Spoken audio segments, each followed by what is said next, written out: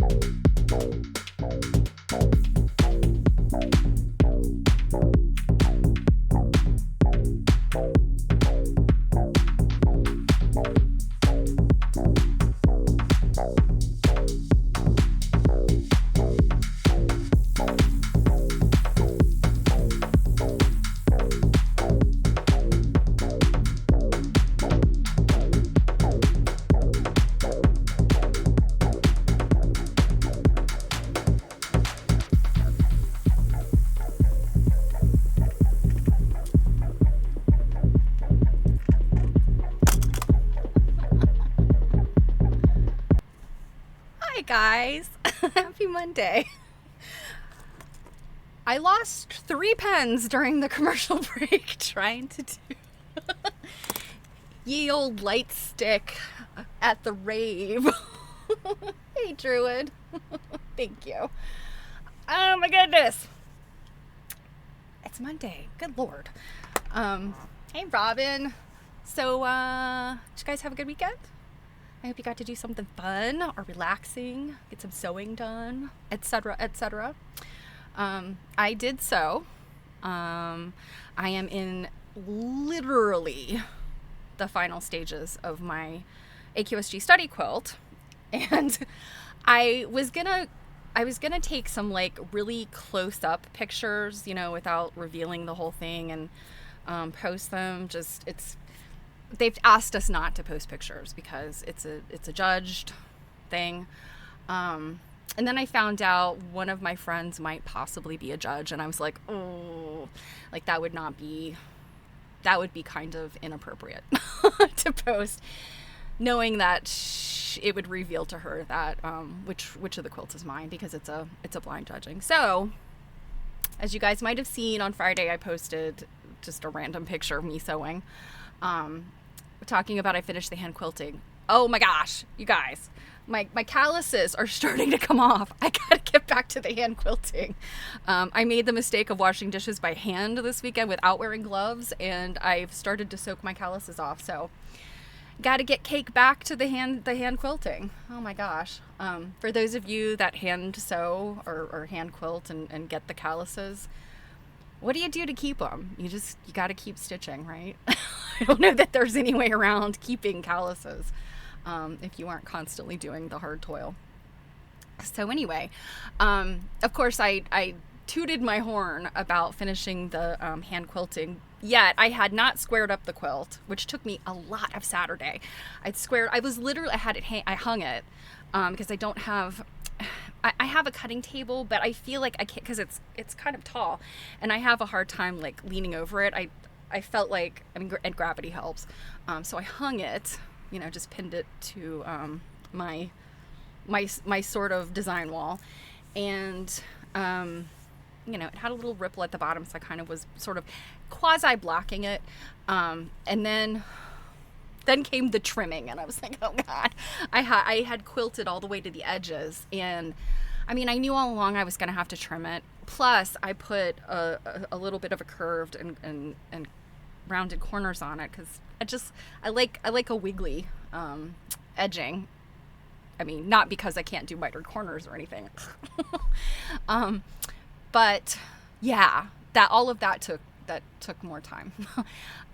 So I actually stepped away from it for, I don't know, more than half a day this weekend, and I worked on my other piece that needs to be finished by this weekend. So pray for me this week. But I feel good about both pieces. But anyway, I'm about halfway through the binding, long story short. So I will definitely have my study quilt will be done on time.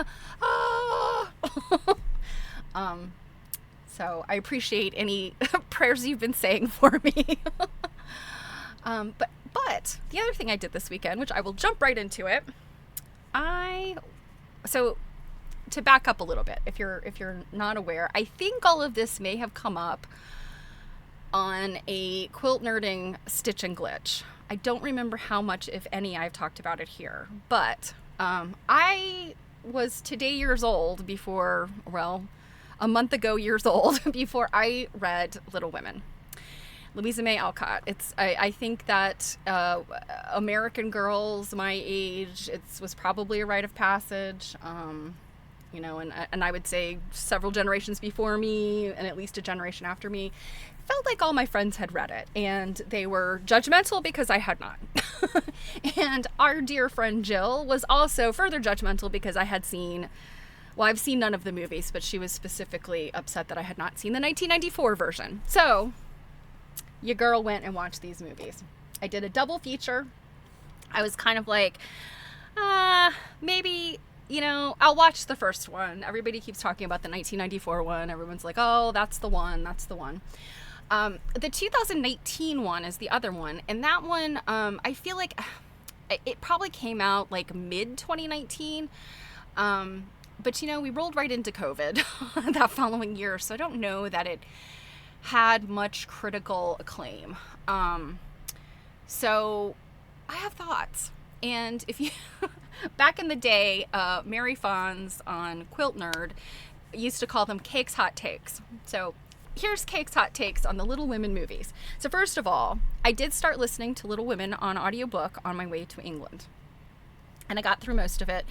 And what I didn't realize is for some reason the audiobook did not make it clear that I was listening to two different, two novels, because Little Women, and you guys probably all know this, but Little Women was a 2-volume thing. It was Little Women, which was about their childhood, the March sisters' childhood, up to the point I think where Meg gets engaged, and then Good Wives is the next one. And so as I'm listening, they just come to a point where they're like part 2, and then they go into the marriages and all that stuff. And I didn't realize, I was like, oh, I'm never going to get through this book. Like but I've actually listened to all of Little Women. So, and there's so much of it's out there in the pop culture that, like, I had mentioned to a couple people that although I did not read it, and I was definitely never assigned it in high school or college, I feel like there was it was either like high school literature class or one of the surveys I took in college where we had to read passages from books and do like critical thinking kind of, discussions. Like I wrote these papers like in my sleep. Like I just made stuff up, and this is how professors are, questionable, because you can write some real bullshit and they'll give you an A. But I feel like I probably had to do some like critical kind of writing about certain passages in Little Women. And I'm almost thinking it was probably college, because I feel like they sort of, they took this attitude of like, you should have already read these. I think it was like a 19th century survey class or something, 19th century literature. Anyway, long story short, there's so much about the books that like I'm kind of familiar with. Like, I know these things. And spoiler alert, for anybody who has not read or, read it or seen the movies, Beth, the character Beth, the sister Beth, she dies. There's the character Laurie. He's the rich boy who lives next door. He basically has his eye on every single March sister, proposing to one and marrying another. So all kinds of like rom-com intrigue and tragedy. And so I have thoughts about these movies. I feel like both of them took some liberties, and in terms of storytelling and the length of the movie, and I get it. I understand why they do this. So the 1994 movie starred, as you can see here in the movie poster, starred Susan Sarandon as Marmee, their mother, and then the 4 March sisters in order were Trina Alvarado as Meg, Winona Ryder as Jo, who the story is kind of told from her perspective, and you kind of imagine like Louisa May Alcott saw herself in the Jo character, I guess. Beth, who's next, was Claire Danes, and the youngest, Amy, was played by Kirsten Dunst through the first part of the movie, and then when they get to the part where she's supposed to go from like, I don't know, 9 or 10 to 16, they got another actress. And I thought that actress was okay. I mean, and I can't remember who she is.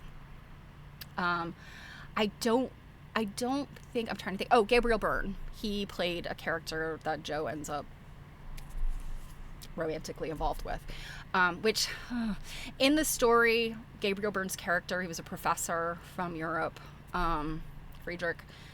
He was much older than Jo.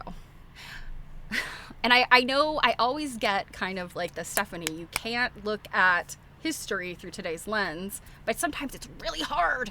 And of course, looking at a movie that was made in the 90s, that is today's lens. And so there's a scene where Gabriel Byrne and Winona Ryder are kissing, and I was just so icked. Because Gabriel Byrne is old enough to be her father. Winona Ryder's my age. Gabriel Byrne is my mother's age. I think he's older than my mother. So I'm like, ew. I mean, Gabriel Byrne is a wonderful actor. He's a very handsome man, but still, like, I had that ick. And of course, Jill had to remind me, oh, it was the 19th century, they did that. Does it make it any less, like, ick? So, anyway, the casting of that, like, ooh. the Little Women from a few years ago, that character, the Gabriel Byrne character, like it was Friedrich Bar or something like that. He was sort of more quote unquote age appropriate. I don't know. I was ambivalent about him. So the 2019 movie, which if you like Little Women, if you have read it, I would recommend it. Now, you may or may not get really annoyed by it because Greta Gerwig is the director, and she was the director of the Barbie movie. She takes sort of poetic license, and she doesn't tell the story in the linear fashion the book is written. The 1994 movie, linear, starts with the book starting at Christmas, exactly the way it did. In the 2019 book, she starts with Jo grown up, having published, and she is coming back home, and there's all these flashbacks. And it was difficult, I got to be honest, because I was sewing at the same time. So it was difficult sometimes to parse what time frame you were in. So you're like, oh, okay, Beth is in this one, so this must be this time frame. She hasn't died yet. Oh, there's no Beth here. Okay, Beth has died. They're all adults. So it's a little bit different, a little bit difficult. And of course, a little bit easier when Jo has her hair cut that you could tell between the years. The characters here are, let's see, Emma Watson of Harry Potter fame played Meg. Saoirse Ronan is a wonderful actress. She played Jo. Let's see, Eliza Scanlon played Beth, and I know I've seen her and stuff, and I can't think of what it is. And then Florence Pugh played Amy. Now, Florence Pugh as Amy, like older teenager, I think was great. Florence Pugh as a 10-year-old, in 2019, we did have that computer-aided / AI thing that could make people look younger. I just think Amy looked like a 25-year-old woman in braids. Like, today we can do better with movie magic, in my opinion. I think they could have maybe if they really wanted to use one actress for the same, anyway. Florence Pugh is still a great actress. I did not love her Amy. I think Kirsten Dunst was a much better young Amy. Laura Dern is the mother in the 2019 version. Between her and Susan Sarandon wins. I still don't think either one of them were the right characters for Marmee. Emma Thompson would have been a great Marmee. Now she's an older woman, but I think she can play younger, so I think she could have been a wonderful Marmee. So now between all the characters, Saoirse Ronan, hands down the better Jo. I love Winona Ryder. I'm so sorry, my dear, but Saoirse Ronan, she won for Jo. As far as Meg, Trudy Alvarado, but much better Meg. I love Emma Watson. She's a great actor, but she did not have, I don't know, the gravitas of Meg, or I don't know. She did not have, she wasn't Meg-esque. I think Claire Danes was just a perfect, sad, dying Beth. Claire Danes plays that sort of character very well. And the character that played Eliza Scanlon, that played Beth in 2019, she was perfectly acceptable. I mean, no real complaints. Now, Father March, Mr. March, was played by Bob Odenkirk in the 2019 movie, he's an interesting choice. Better Call Saul. That's Bob Odenkirk. The Bob and something show. He's a comedian. So to see he's been in a number of serious roles. So seeing him in that role was that is a really interesting choice. I didn't hate it, but it was just an interesting choice. Meryl Streep. Okay. Meryl Streep could have played any of the characters. I love Meryl Streep. She's probably my favorite actor all time. She played Aunt March, and she was chef's kiss. Now, in the 1994 Little Women, the man who played Mr. Lawrence, the Laurie's grandfather, I thought he was better. He kind of just had this stately bearing. He was probably a British actor. The man who played Mr. Lawrence, Grandfather Lawrence, in the 2019 version is it Chris Cooper, I think is his name. Again, a fantastic actor, but I was ambivalent about him as the grandfather. And finally, Laurie. I did not hate either Christian Bale or Timothée Chalamet. However, I almost feel like a perfect movie would have been what they did in the 94 movie with Kirsten Dunst and this older actress. If they used Timothy Chalamet as young Laurie and then and Christian Bale as old Laurie. I feel like that's where they shined. I had a hard time with Timothy Chalamet as an older Laurie. I had a hard time with Christian Bale as a younger Laurie. So that's my opinion. I would say, I mean, you know, at the risk of alienating some of my friends, I will probably not watch either of these movies again. You know, there are some movies that you watch over and over. These two will not be it. And, you know, again, so sorry to my friends that just simply adore Little Women. You know, I don't regret watching the movies. It's not like I'm going to sit here and say, like, I'll never get that time back. But, you know, I just, it's just a different, right? Different times that we're in here. So, oh, so Robin says, oh, now I need to read Little Men. I actually thought about that last night and I was like, oh God, there's Little Men. I don't know if I can do any more Louisa May Alcott. She's a little long-winded sometimes. Okay, Druid said Little Men is good. Robin says, out there somewhere on some streaming service, every once in a while, there's the OG from the 1949. Yes. So there's a 1949 version. There is, there's like a 1917 silent version or something. Yeah, it's been made a bunch of times. So I think it's kind of interesting, you know, that this has been made a bunch of times and, you know, people have thoughts about it. And it might be interesting to do like a quadruple feature, like to do all of them. Now I will say, I did catch sight of a few lovely quilts. I will say 1994, Beth March died under a glorious Whig rose. Or Democrat rose, and it's very similar to, it looked similar to one I have, and then in the 2020 or 2019 one, there's a scene with Emma Watson and the man she marries, and there's a lovely quilt in that one too. So Jill and I suggested, like, maybe we could look at quilts, you know, quilts of Little Women. I'll have to scrub back through the movies and see what else there is. There was some needlework in both. So yeah, you know, maybe we could look at those things. But yeah, maybe like a an all day kind of binge watch of all of the Little Women would be interesting. So, you know, so the 2019 version, like, again, Greta Gerwig and the way she did the chronology can be very frustrating. But I would say if you enjoyed the other ones and you love the book, it's worth a watch. You know, maybe it's not your first exciting choice of weekend entertainment, but you know, if there's nothing else on, give it a watch. It's really, Saoirse Ronan is such a fantastic actor, and I mean, really, all of the actors in it are great actors. Like, none of them are like, I would say in other movies, all of them are fantastic. So, you know, they bring that to it. Sometimes the film ruins the book. Yes, I agree. And, you know, that was one thing that I noted in seeing the 1994 one. There were scenes where I was like, okay, I know what the gist of this thing is because I've read the book and, you know, Louisa May Alcott's like long-winded detail about things. But I'm thinking to myself, if you had never read the books, if you were just this movie, one moment in time, would this scene make sense?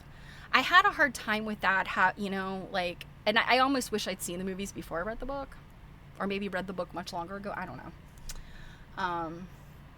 So June Allison was Jo and Margaret O'Brien was Beth.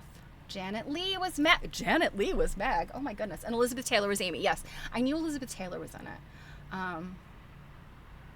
Elizabeth Taylor as Amy.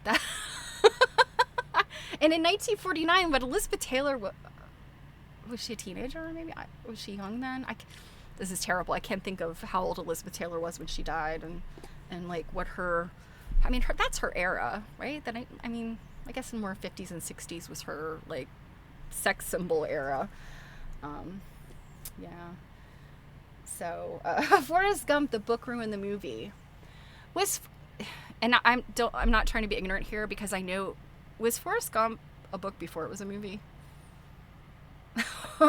I don't mean that to sound really stupid, but I know there have been some movies that, yeah, I can't remember. Okay, so she was 16, 17. Yeah, okay.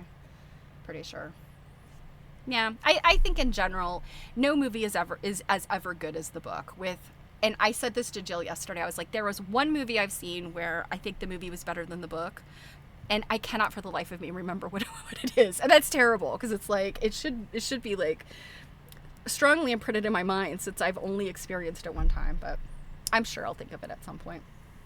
Anyway, all right, well, I have said my piece about Little Women. And so perhaps Jill and I will do the quilts of Little Women, which essentially are Civil War quilts. We'll do that at some point, so that'll be fun. All right, are you ready for the Fashion and Textile Museum? So a 1986 novel by Winston Groom. Yeah, this is terrible. I had no idea there was a book. So, yeah, I claim to be well read, but perhaps I am not at times. Okay. Let us go to the screen here. So the Fashion and Textile Museum is in London on Bermondsey Street, and it's a small museum. I suspect they don't have a collection, and if they do, it's not a big collection. Most of the things there were on loan, and they didn't have any permanent collection stuff. Like, there were one or two things that they had kind of that are probably like quote unquote permanent, like always there. But I felt like everything there was very specifically around this Textiles, the Art of Mankind, this exhibit. And it was a very good exhibit. I would say that the pieces in it were not necessarily things that you're like, oh my gosh, I've never seen that before.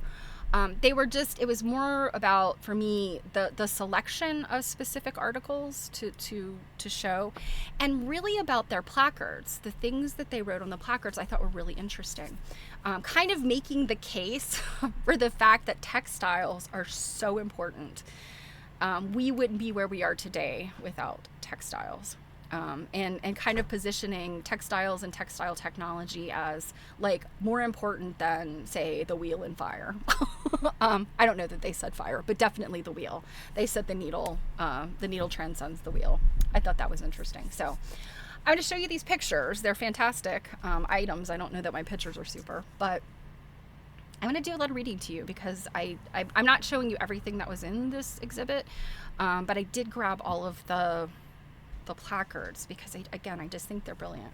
So this is their website. It's fashiontextilemuseum.org if you would like to go look. It's just, again, small museum, very quaint, but really, really good. All right. So this is there when you first walk in, and this is, I didn't get a picture of the front. It's literally like a it's just like a storefront museum. Like it just sits on a block that, so the front of it just kind of has like a sign that kind of comes out and it's pretty. It's like bright pink. You can't miss it. So I forgot to take a picture of that, but this is what you see when you first walk in by the registration desk. And I suspect this is one of their permanent pieces. And like a dummy, I forgot to take a picture of the placard to tell you who and what this is. But I think it is like it's kind of a collage and painted. So, and it's definitely got this lacy aspect to it. So, I think that's what it's portraying. Very pretty. So the things they had on the wall were just, I think, in my opinion, brilliant. I have not done my legwork to know who all of the quotes are. Some of them they have, it's clear that they came out of a book or an article. Some of them are actually quite recent statements. But this one is Michael Bernard Wood, and he says, "Lace is a way of thinking." I loved that. So this is what they say about the show. Textiles, the Art of Mankind. This exhibition celebrates the ancient and deep entanglement between textiles, people, and our world. It introduces a selection of the materials and methods that have produced cloth, but also the ropes, reins, bands, and gut strings that have given us ships, plows, and carts, and the ability to transfer power and make music. We begin with a look at how our world would be without textiles. Next, the focus falls on the humble needle and other ways of attaching decorative elements. Textiles conveying cultural identities are followed by those enfolding ideas, showing human ingenuity that can be traced from prehistory to our own digital age. Some of the earliest expressions of symbolic thought are expressed as pattern. Refashioning, recycling, and all textile making requires collaboration. Lynn Sederington's Connecting Threads concludes our story with a celebration of overlooked objects and communities. So, materials. This is the first one. And they had some really great little videos going on too. Obviously I couldn't get any of that, but the video in this room, and my gosh, this is very crooked. The video in this room was showing them twining like sisal rope. And it's a I know how to twine. I've learned how to twine, and it's you're twisting two pieces, twisting both, and then you're allowing them to twist back on themselves, kind of. But with rope making, there's a lot of strength that goes in there because it's very tightly twisted. I mean, if you've ever seen a piece of rope, and if you have never seen a piece of like rope, go to Home Depot. They sell it by the yard. Like big beefy rope, it's just the way. Surely they make it by machine today, but this handwork of rope was interesting. So materials. Hafted tools with stones lashed and bound to wooden shafts date from 74,000 years ago. Surviving fragments of basketry and loom-woven cloth from the Czech Republic are 26,000 years old. Yet evidence of fishing and hunting tells us that from at least 100,000 years ago, Southern Africans were making tools, nets, traps, weirs, and containers. A weir is like a kind of a net, like a permanent net situation to like catch stuff as it's coming. It's not really a net. It's like they have the weirs at like where there's mills, like water mills. Materials such as lime trees, willow, and wisteria were close at hand. These, with basts, or the fibrous material from plants like banana, flax, hemp, jute, kinaf, rami, and sisal, were the working materials essential to nomadic herding and fishing. And from about 10,000 BC, farming peoples, together with reeds, rushes, grasses, sapling rods, and so forth, they were the earliest materials manipulated by humans in recognizable textile techniques, including dyeing. Where one material was not readily available, another could serve. Long before pottery and painted artifacts appeared, some 15,000 years ago, textile materials and making sustained lives. They're making a good case here, right? So this was a big sign that says, the world without textiles. We would not have material or quantitative knowledge or these and much more. So hafting, hunting, herding, reining, sledding, plowing, fishing, boating, rigging, hoisting, climbing, scaffolding, gathering, carrying, storing, securing, sealing, packaging, drive bands, vehicles, factories, yurts, tents, teepees, suturing, stents, grafts, bandaging, and spacesuits. And these are just a few.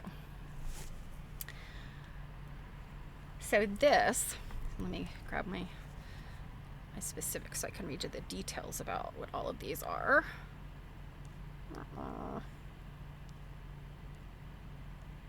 Okay, this is, oh crud, okay. So this is Paul Simmons' Twaltastic wallpaper, 2025, digitally printed. The design celebrates the diversity of textiles, silkworms, threads, and webs, la toile in French, nestle amid ropes, as do baskets, arrows, and elephants.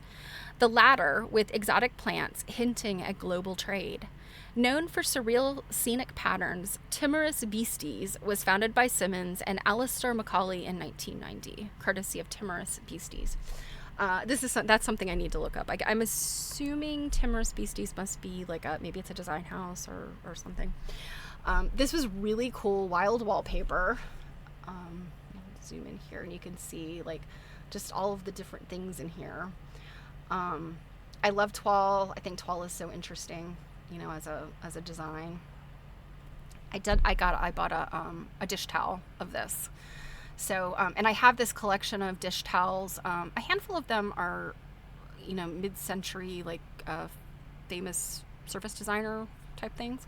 And then others are just funny and interesting ones I've collected. And I want to make a quilt with dish towels. And so this one gets added to that pile.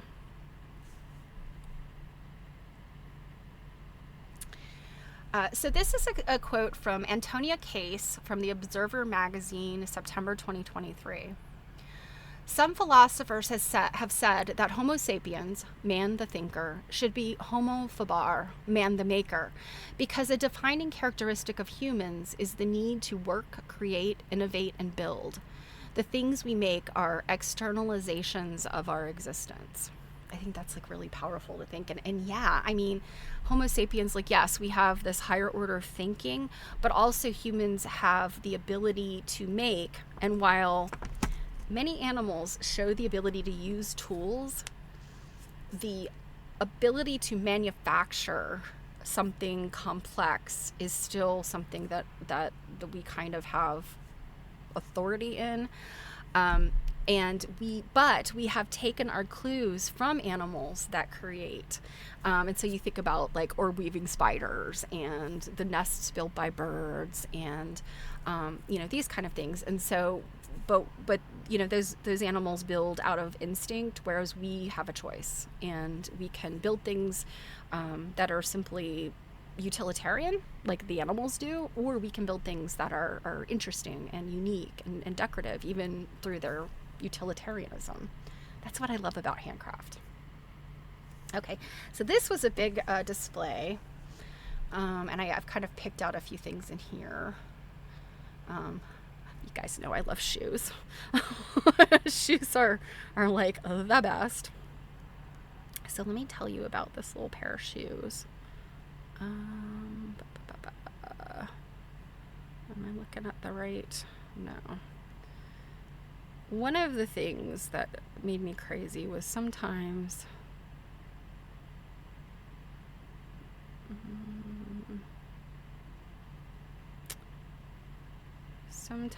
their little placards were a challenge. These are... Okay, I'm sorry. I found it. Okay, so these are by Tibetan artisan shoes pre-1975. So these are not that old. And it says Tibetan artisan, slippers with the body of the shoe made of fine twined sisal and the soles of a thicker sisal. The vamps have butterflies drawn in green ink. And so you can see the butterflies right there. These look like, like a French court shoe. Yet they are a fairly modern slipper. And it didn't say, like, they look... I guess this is like where the sisal kind of like terminates and they've left it sort of fluffy. I'm not sure how comfortable these would be. I have a sisal rug, and granted my rug is a lot beefier, but it is not like super comfortable to walk on barefoot. So I'm kind of imagining like maybe they stuffed something softer inside these for the foot bed. I don't know. These shoes are from Turkey in 1985, so also not that old. Handmade from a single piece of goat skin, held in shape with thongs and tied to the ankle with thin strips of leather. Turned up toes were practical in rocky regions, preventing stumbling on uneven ground. And I suspect that's why the Tibetan shoes are the same way. If they were made for walking around, I mean, Tibet is not exactly a flat place. And then this is more of the items towards here at the end, and I don't have any specifics, but like zooms in, but you see there's a pair of shoes here from the 19th century, you know, Civil War era, Little Women era. There was a pair of modern Nikes. They had this sheaf of like I don't even know what it is. Let's see if I have a description of what it is.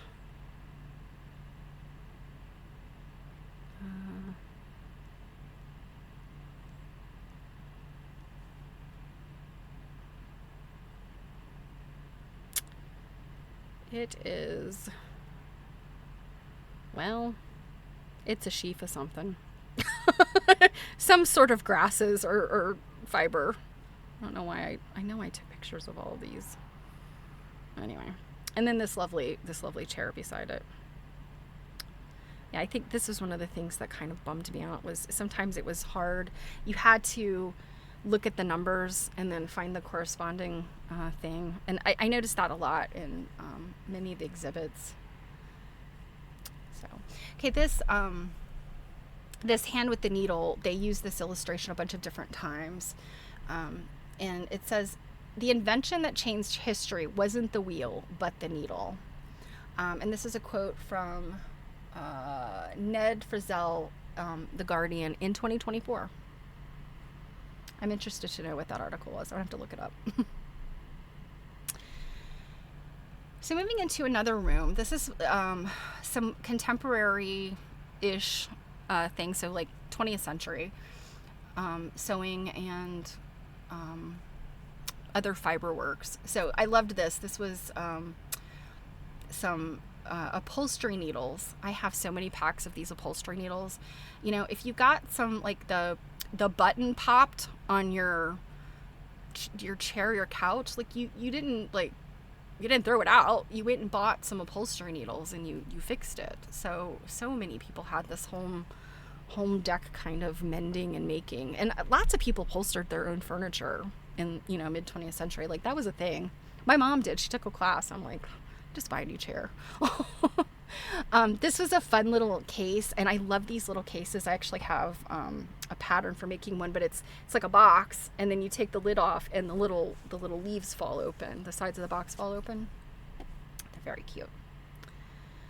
I had to take the ubiquitous sampler picture made by a girl of 13. She was an old maid, obviously. She should have been able to sew better than this by 13. But yeah, we always make the joke. And if you saw Mike posting earlier today, on this morning, I posted a reel on Instagram. Martha Edlin, who the Victoria and Albert Museum has a case of her needlework, and I mean, makes these samplers look like coloring books scribbled on. I mean, this stuff, and these pieces she did when she was 11 and 13, and this was like in the 1670s when she did these things. I was just like, oh my God, what am I doing with my life? You know? This is a mending sampler by Sarah Smith Wardfield, age 9. So girlfriend knew how to mend something, and just lovely darning patterns. I've always wanted to learn how to do this. I have a book that shows it. So it's an old needlework guide. But it takes some serious, like, hand-eye coordination and, like, vision. You have to manipulate a thread, over and under tiny threads. Good grief. It's enough to make you go blind. Let's see what they say about this. So Sarah Smith Warfield, right?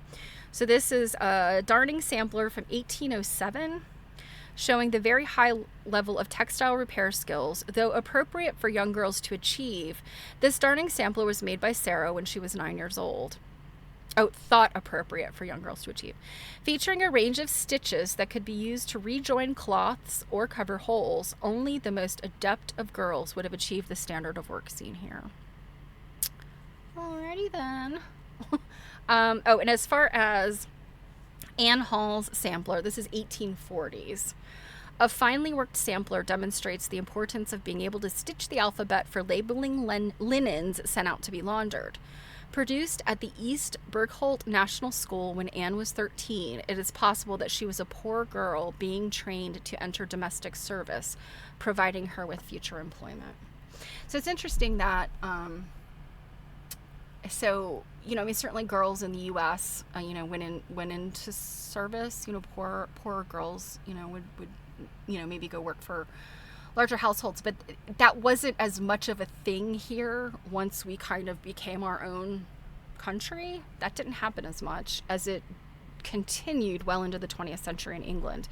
And so the purpose of these samplers was really, in my opinion, and I'm not a sampler expert, but it seems to me they were kind of markedly different. A girl here being taught she was going to have to take care of laundry and stuff. She was going to have to, know her ABCs and be able to do that laundry marking, because that was an important skill for, the lower level workers in the household of a manor or whatever. Whereas the girls that were doing this kind of work in the U.S. were often maybe of a higher level, socially speaking, and they were doing this kind of stuff in school, and they were the girls who didn't have to work in factories or on the farm. They were a little bit different girls, and certainly correct me if I'm wrong, my friends. Okay, so let me double check. Go back here for a second. Okay.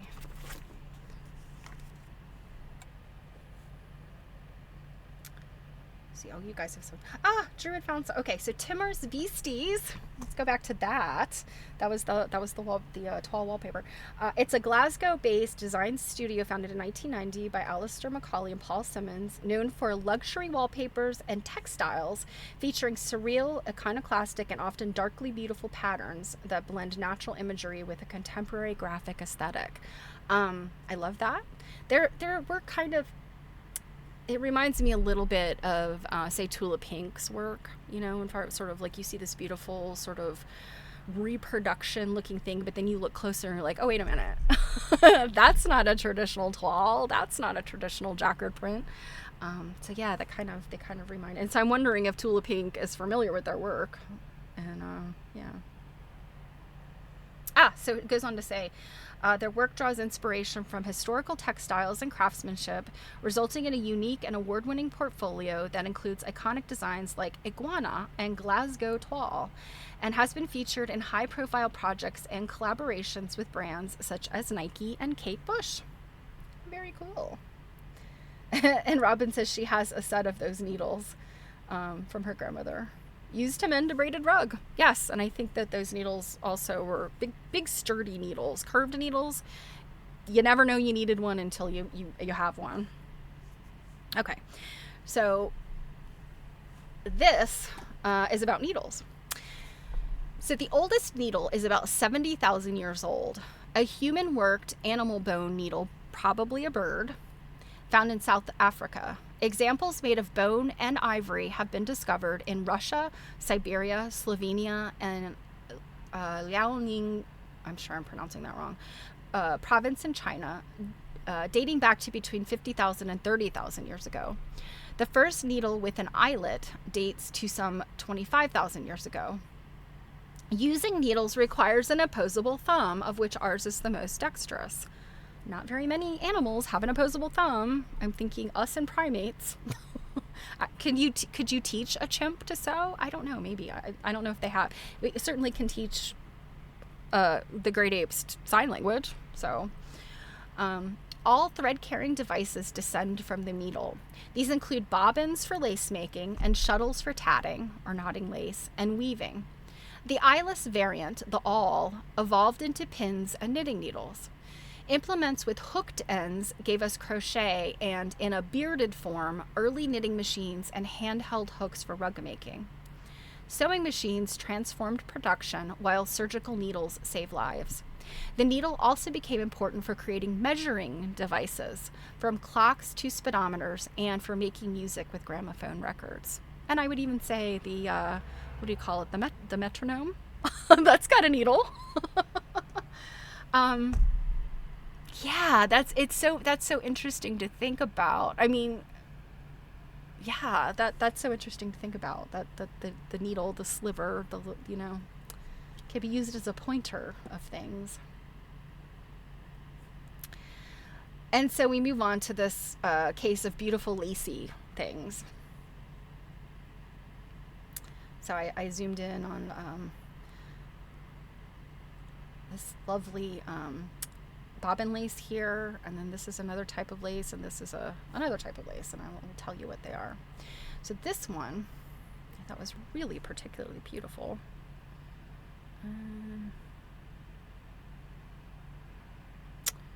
Nope. Bear with me. Is this another one I didn't get the... Okay. Oh my gosh, you guys. I think I forgot to get the... I think I forgot to get the details on this one.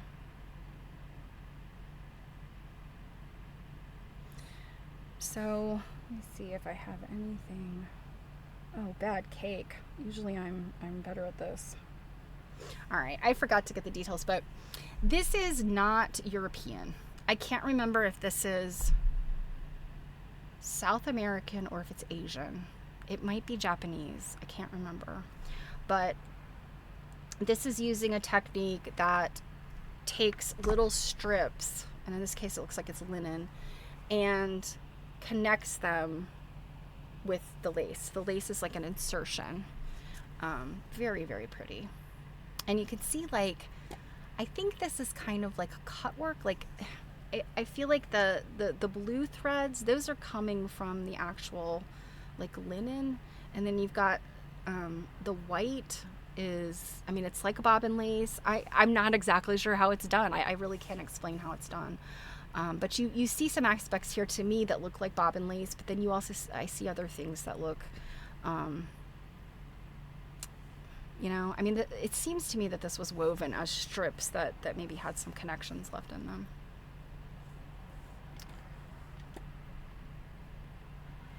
Okay. This was just beautiful, microscopic crocheted lace. I mean, my grandmother did a lot of lace crochet. She did some lovely stuff, but wow, this. And I didn't really have a good way to show the scale, but this is a pretty significant close-up. This thing is not that big, and that crochet hook is very small. I love this. This is just a random picture they had on the wall. Warp drive is for distance. Weft drive is for going back and forth. It's good for shuttles. You have to be a total dork to appreciate this. Okay, this is enormous. This is an Afghan. And I do know I have the info on this one.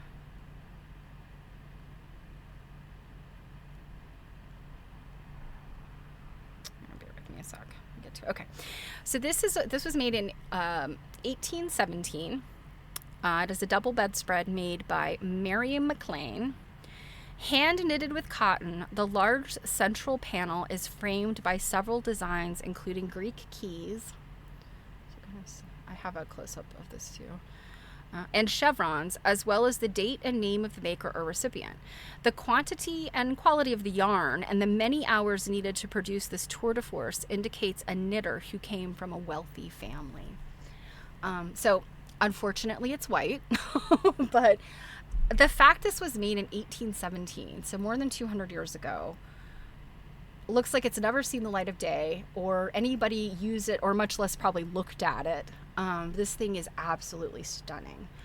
I mean, certainly today we can make things like this with a machine, but this being, I mean, this just, I know how to knit, but I could never even conceive of knitting even like a tiny little square of this thing, much less, I mean, it was just, this was big enough that, like, it's a double bed size, but, like, to me it looked like double bed with significant hang, like significant hang over the sides.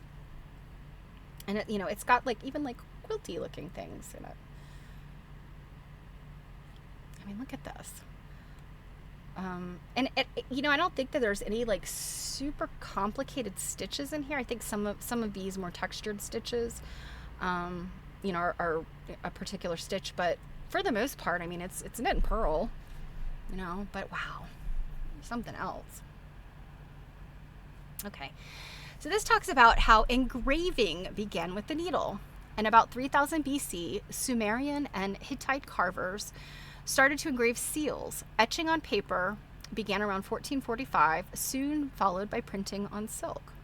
Industrialization and robotics also began with the needle in England. The first steel needles were made in 1545, and in 1589, William Lee of Nottingham invented the stocking frame, a mechanical hand knitting machine with a bearded needle mimicking the opposable thumb. And so I think when they say the bearded needle, I think they're meaning that like latch hook kind of. I'm sort of doing this wrong. So imagine the hook, and then you got the little latch kind of thing. And I think, let's see. Yeah. Oh, no, I see. It's really more of like a tong. It's sort of a tong. But still, it's the same concept. It's to keep, to keep the it's more than a hook, is what I'm saying. It's like keeps the thread, it won't slip off. This is a piece, and I'm pretty sure, let me find the detail about this. Is by an artist who I actually saw her work. Her name is Sarah Empey. And let me find the right picture with her info in it. I actually went to an exhibit of her work at Festival of Quilts. That was one of the cool things about Festival of Quilts. They had a number of artists. Joe Avery's one, Galagrado. I think we're probably going to look at some of these, and I think we'll do Sarah Empey tomorrow in Quilt Nerding. So please tune in if you want to see more of this. Her work is almost all entirely words, which I use a lot of words, so I love this. And so this is getting into why we stitch, and it's just like it almost looks like a stream of consciousness sort of writing, but it is a specific statement. So I really liked this, and we'll look more about her. This is a little mechanical pieces. Let me tell you about this. So this is from 2014, and this is by Susie Vickery, Callus Boss, and Sweatshop. Hand embroidery and various objects, from machine spools to rulers, make up these 3D animations, which are responses to the collapse of the Rana Plaza garment factory in Bangladesh in 2013. In addition, understandings developed by Vickery over 20 years as a costumier for theater and film are also apparent. And so I'll show you the two different parts of this. So you've got your factory boss, and I think that if he was turned, he would do this kind of thing, and his little head would chatter. And what he is saying, is it is a fact well known that scarcity to a certain degree promotes industry, and that the manufacturer who can subsist on 3 days' work will be idle and drunken the remainder of the week. The poor in the manufacturing countries will never work any more time in general than is necessary, just to live and support their weekly debauchery. We can fairly aver that a reduction of wages in manufacture would be a national blessing and advantage, and no real injury to the poor. By this means we might something our trade, uphold our rents, and blah blah blah blah blah. So yeah, this guy's a dick.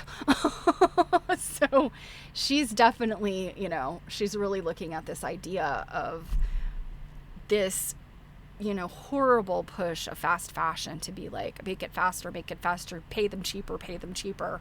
And then, this is insidious. Like, let's pay them less so they have less money to go out drinking. Like, what in the hell? That's gross. And then you see the workers. here. And it wasn't entirely clear to me how, like, I'm assuming that, like, maybe their hands moved with this when the little mechanisms were turned. But, you know, these were in a case, and they didn't have any mechanisms making these kinetic. So, but I think that these are meant to be, like, kinetic pieces. All right. Individuality. A basic role of textile techniques is to bind or attach. The results also serve the same functions metaphorically, attaching the owner to a specific family group, clan, religious sect, or regional culture.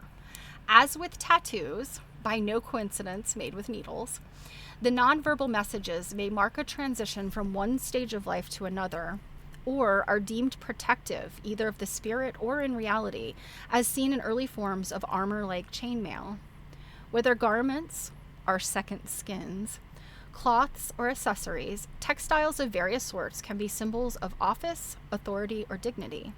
In all these ways, the result parallels a signature, telling everyone able to read the textile language who you are and where you come from.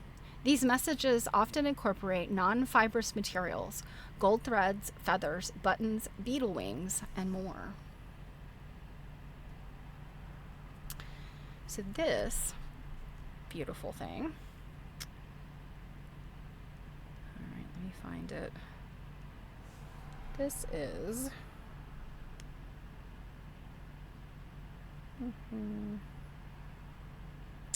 okay, just do it again.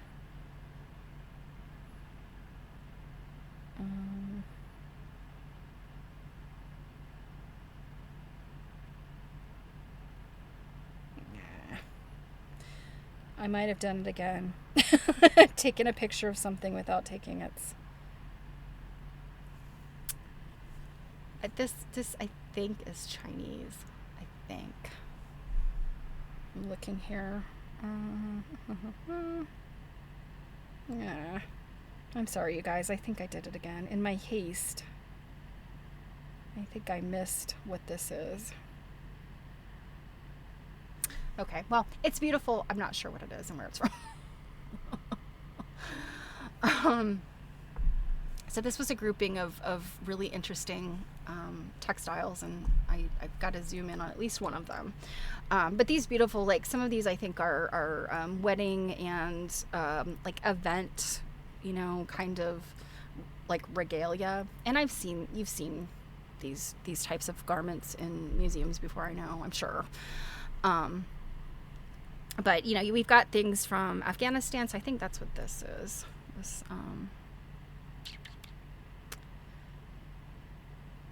Yeah, I think that I'm pretty sure that's what this is. This is Afghan or Pakistani, pre-1990. It's a hand-sewn cotton dress embellished with silk embroidery. Then there's this Vietnamese-made hat, just a ball cap. I think, let's see, this I think is Aleppo. This tiger hat, we'll look at that. That's a Chinese. And I think this is Turkmenistan. And then over here you have a Bolivian. It's either this or this. I think this is Bolivian. And then I think this is Indian. So beautiful, beautiful things, you know. I loved this. This is a baby or child's hat from China. I have a little pair of like booties, just like touristy kind of thing, but they remind me of this because they have the little fluffs and the little embroidery and stuff. But you can see it's a dragon head. As you can see the eyes here, and then this is the nose, and then this I think is supposed to be the mouth. Here you can see kind of its little sort of golden mustache, and then all of the poofs and the pom-poms. Just adorable. Now I couldn't really get the picture from behind it because it's, you know, it's up against this other textile, but I think the back of it is like richly embroidered, and I would imagine it's maybe dragony because this is a dragon, but on its tongue or its mouth is, I think, a frog. So just cute. I mean, just adorable. And what they say about this is...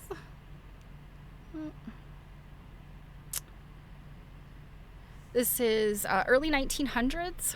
Baby's tiger hat. Oh, it's a tiger. I still think it looks like a dragon. My bad.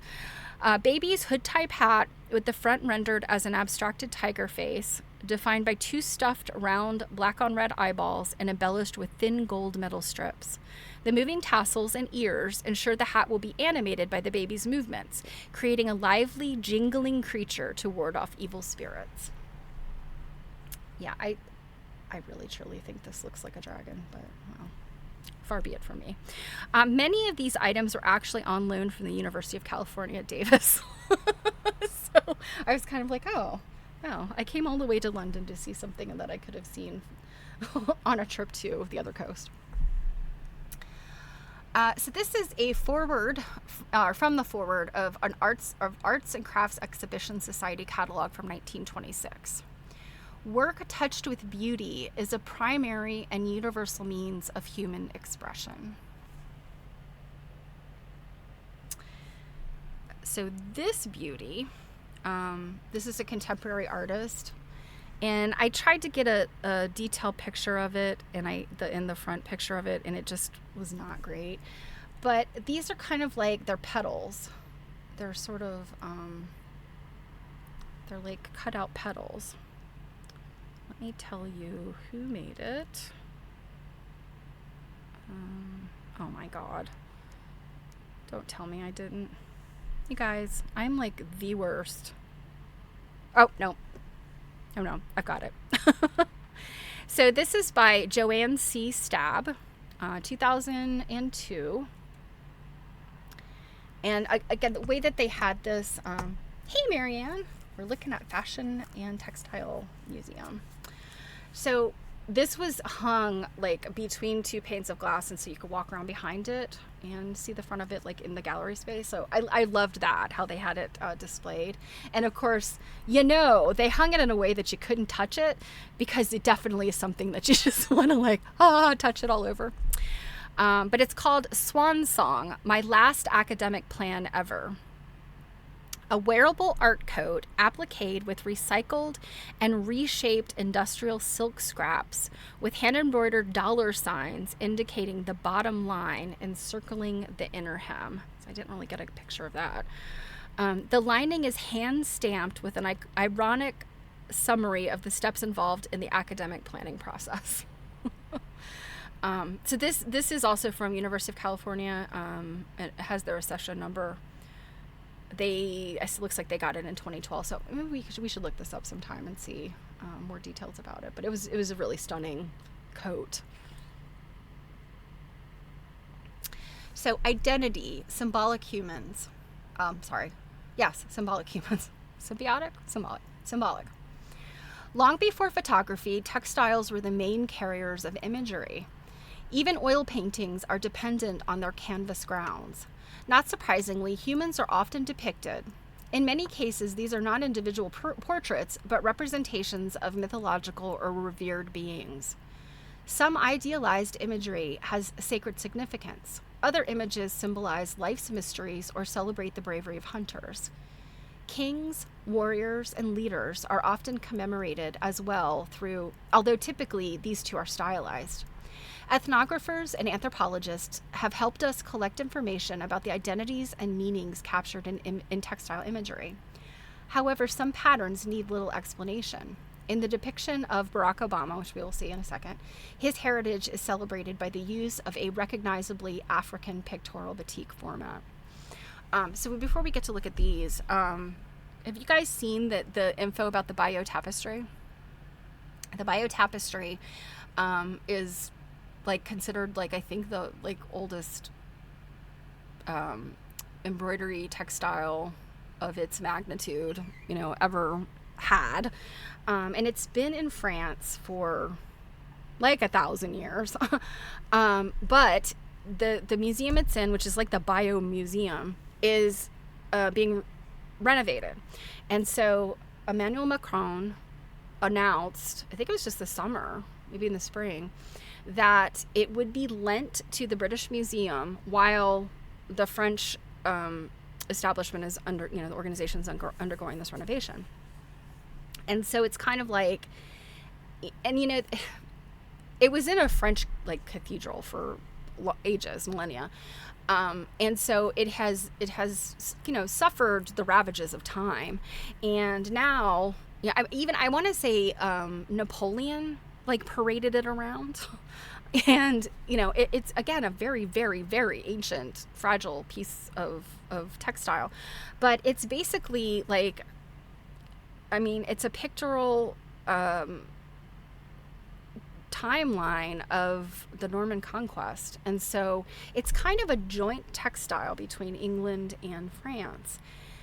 And you would never guess, there is a petition of, I want to say last count was like 55,000 signatures. Like not everybody, but a good number of people, including museum people and textile conservationists, etc., who have signed a petition asking Macron not to let this happen, that it needs to stay in France where it's protected, that crossing the channel would put it in danger of being damaged further. And I understand where they're coming from, certainly, but I'm also like, it's not like they're packing this thing up, on a carry-on on a Delta flight. They're not throwing it up there in the overhead bin. I suspect they will take extraordinary measures to move this thing. And what I think is interesting is it's kind of coming home to roost. It's originally, it was made in England. It's suspected that it was made by nuns, but potentially designed and this is very questionable, but potentially designed or kicked off by Queen Matilda. So anyway, just in terms of this idea of symbolic humans, like this storytelling cloth, can you imagine? You think about people signing petitions to like stop whatever. People do this all the time in the U.S., but a petition over a textile, I thought it was very interesting. And it's ongoing. It hasn't been transitioned yet. It hasn't gone to the UK yet. So these were this is what they're talking about in that, symbolic identity. And so these are Japanese. And this one, of course, it's Barack Obama, but it is in a African wax textile format. This I loved. This is the oh gosh, what is the name of it? It's the Sea Isle Sugar, I think.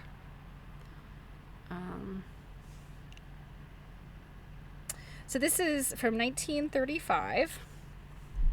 American manufacturer, Dusty the Cowboy doll. Well, here's the thing. The doll was not the manufacturer. It was the sugar sack.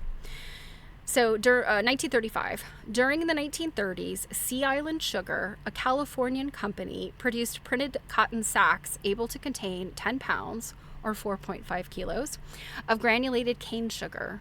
The patterns could be cut out at home to make toys. Other firms followed suit. Promoted by Hollywood at this time, in reality, only black ranch workers were called cowboys. I'd never heard that before. Well, that's interesting.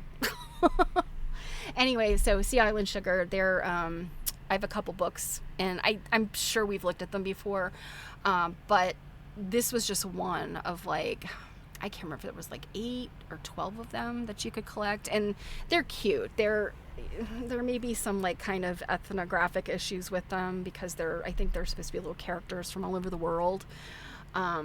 But they're still very cute. And I think they're very, very rare and highly sought after because it was this one particular company for this one particular release of these. I think they did them in batches, and it was for a particular event, some kind of, I don't know if it was some kind of exposition or World's Fair or something that I think they released these for. These are some lovely African textiles. This is kind of a view of a bunch of stuff. And I did get all of the specifics, but I'm going to kind of go quickly through these. I thought this apron was fun. This is a contemporary pattern designer, like a textile surface designer.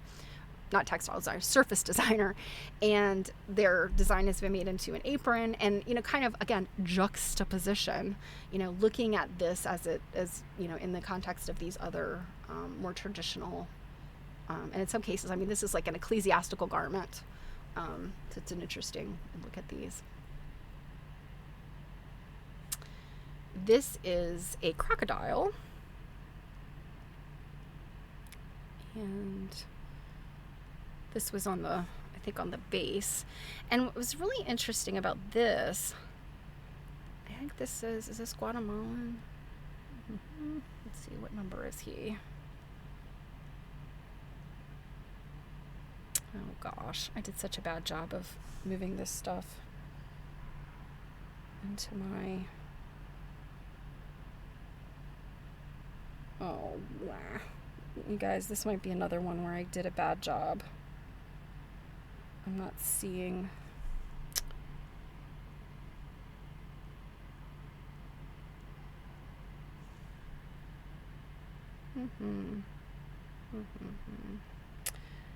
Okay. I did another crappy job of getting a placard. I'm going to go ahead and blame the museum because they didn't make it easy. But what's interesting about this is you can see reflected in the glass, there's a video here. And what I thought was really interesting about the video is it was talking about how crocodiles were being, you know, endangered because of the exotic leather trade. You know, these, you know, crocodile populations or alligator populations being decimated, you know, just to take choice pieces of their skin, and then the rest are kind of, you know, discarded. So, you know, I thought that was interesting. And of course I couldn't really take pictures of it, but he was, the man in this video was showing this little, it was like a little, it looked like a reliquary, and it kind of opened up. And he was sort of demonstrating and opening it up and talking as he did that. So I thought that was really cool. Kind of like I said, it was a really great exhibit in terms of like they really brought in all of these different kinds of, you know, thought processes and perspectives on this stuff. So this might be, of course, another one that I messed up, but let's see.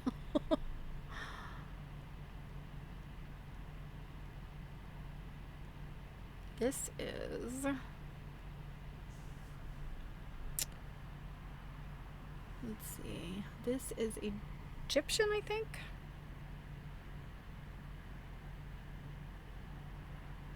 No. This is Italian. I think I'm right. So I think this is a filet lace runner. This is filet lace. So darning stitch creates the motifs on this ecru linen filet lace, distinguished by its knotted netting ground related to fishing nets.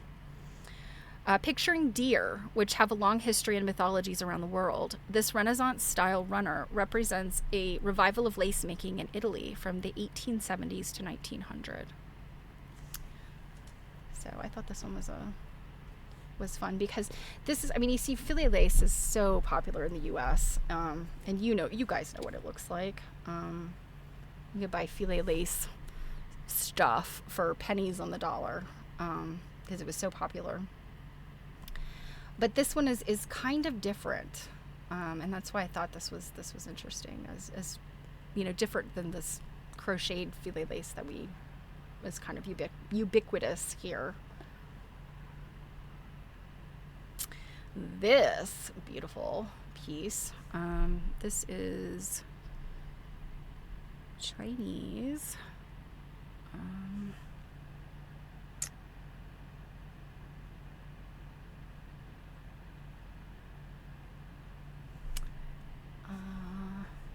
Sorry guys, make sure I've got the right one.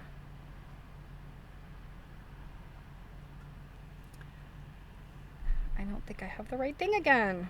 All right, so I think this is a tapestry panel. Let's see. Yeah, okay. So this is a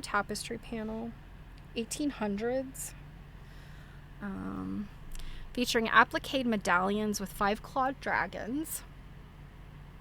Qian Lung, again, I know I'm pronouncing that wrong, taken from old dragon robes. Silk and gold metallic wrapped thread and brocading depict a range of auspicious imagery, including fans, these being a Buddhist and Taoist good luck symbol. Are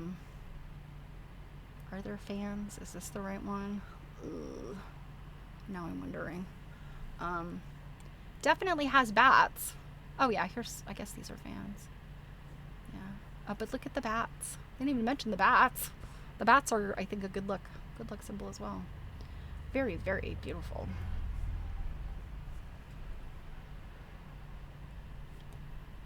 This is a contemporary piece. Let's see, where's that, 26? This is an Indian hand-printed rectangular scarf, 1990. Let's see, brilliant colors obtained from synthetic dyes distinguish this cotton voile scarf made for export to cost plus world market. I did notice there was a number of items they had in there, and you know, there was sort of attention called to the fact that, like, you can buy this handcraft stuff. These are things that are available to us, especially in the US, to buy, I think, without realizing that somebody in another country toiled to make these things, and again, for very little pay, you know. And that wasn't necessarily like a big deal wasn't made of that, but I think it's, you can read the subtext in that. So this talks about the chain of American stores founded in San Francisco in 1958 to provide a global bazaar. The occasionally overlapping colors prove that the fabric was hand block printed. So I think that's like what you're seeing in some of these places. These were puppets. You guys know I love a puppet. And let's see, let me find the little piece about them. They were in a case, or above a case.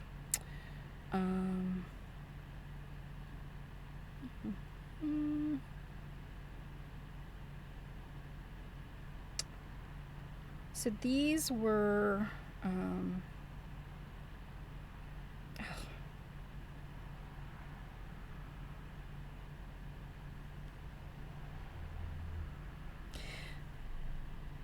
so in the case were some animals, and then these were a couple that were up top, but they are symbolic animals by Tibetan tailors, 2006 to 2024. Each of the animals is from the Buddhist astrological calendar and was made in the corresponding year.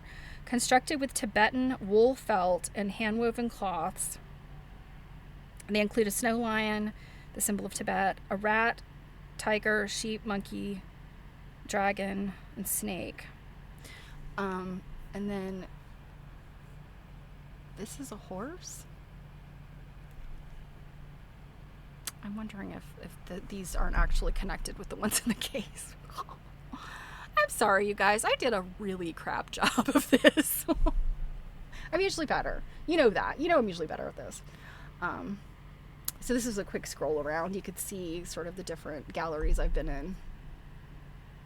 There's the guy talking about that crocodile piece.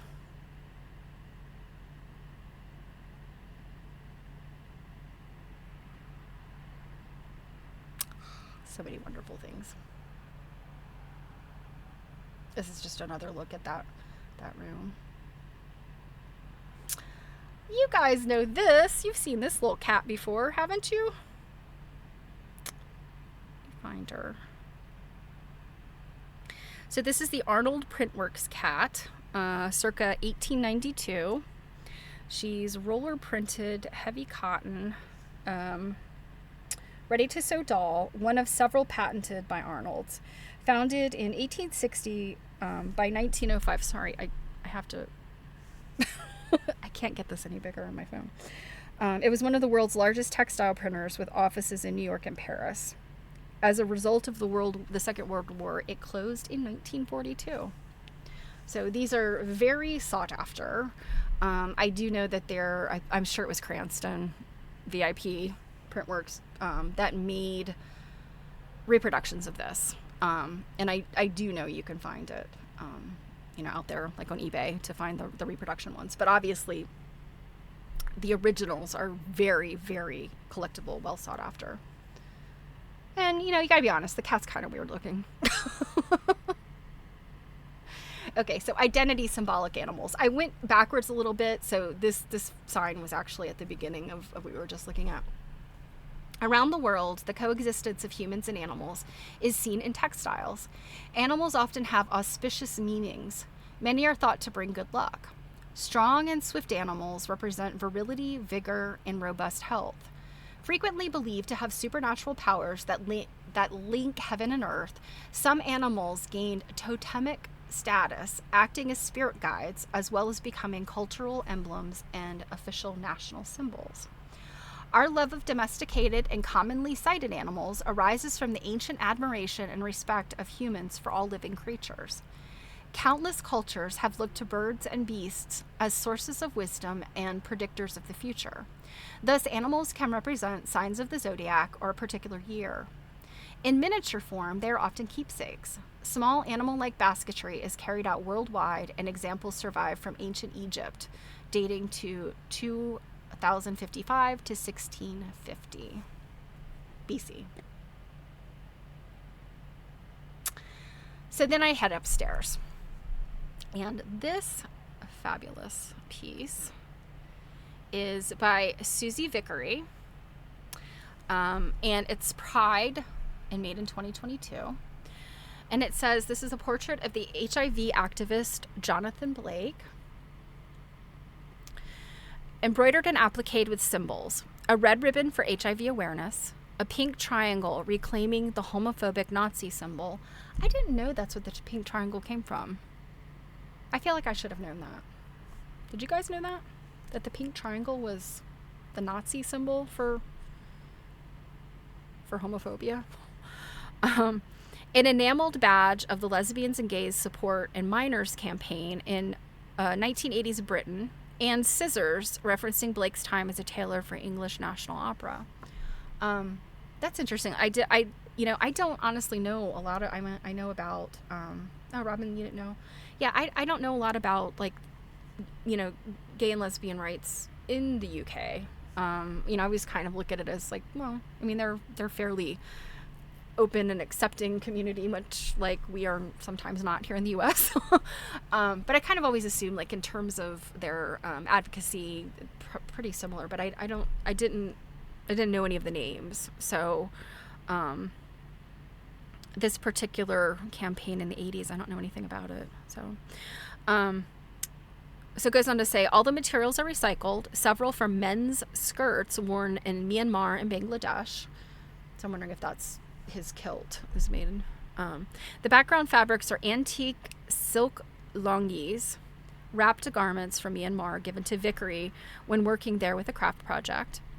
The shirt is made from her husband's old lungi, worn when working in Bangladesh and India. And the lungi is like, it's a skirt, but then I think they pull the sort of the hem up, like, between your legs, and then kind of tuck it in. You're probably familiar with seeing pictures from those parts of the world. Blake's kilt is an old piece of hand-woven khadi from the government hand-loomed emporium in Mumbai. So, and like his shoes look like they might be like actual shoes that had been printed on fabric or something. But like a really very cool quilted piece, and it was hanging right above the stairs. So you kind of, you walked up and turned, and there it was. So, complex notions. This is where we're getting into the scientific stuff that I loved. A good grasp of science and mathematics is needed in the making of textiles. For example, woven textiles, the threads attached to the loom need to be divided exactly across the width of the cloth to create a balanced pattern. The yarn must be of the right thickness, strength, and composition. Intuitive or academic knowledge of physics provides the right tension, which is essential whether making by hand or machine. Did you know that when you are hand or machine sewing tension, you are employing physics? I'm a scientist and I didn't even know it. Although sometimes working with random panels, the cutting and placing of pieces of cloth in applique and patchwork is typically just as demanding. Here, too, an understanding of geometry is necessary. The understanding of materials gave us the plant and animal sciences. Chemistry is indebted to knowledge gained from dyeing with pigments, which began some 115,000 years ago. It is no surprise that the chemist often creates a lace-like structure when using molecular geometry to visualize the three-dimensional structure or arrangement of atoms. And so that's what is being shown in the little picture. So if you don't recognize this fabric, you're not a modern quilter or a contemporary quilter. You should recognize this as a K-facet.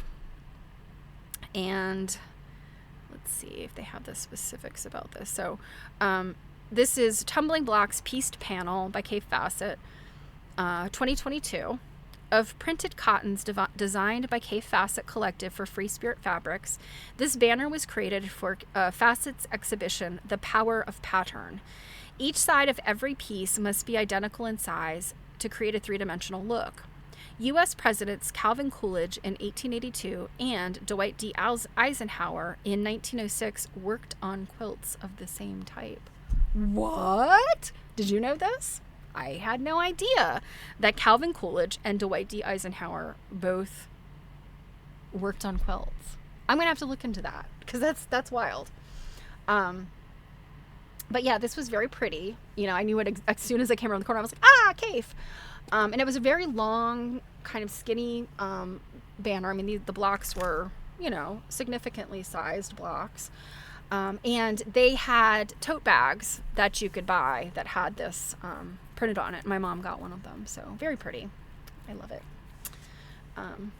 You know, I'm normally like I don't care for Kafe's fabrics like in my own sewing, but I do love to see things made out of it because it's so bright and like just juicy, like you just want to bite it.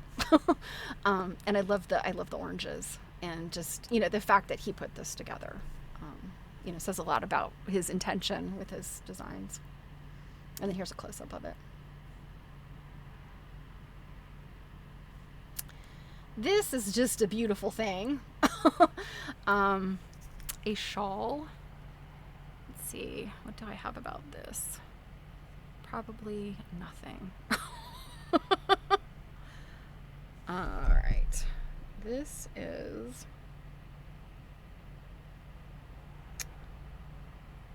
I think I did a bad job with my choices here. I'm looking for what this one is.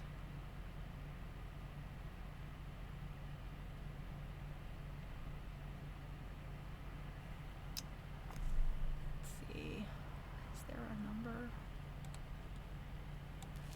8. Okay. All right.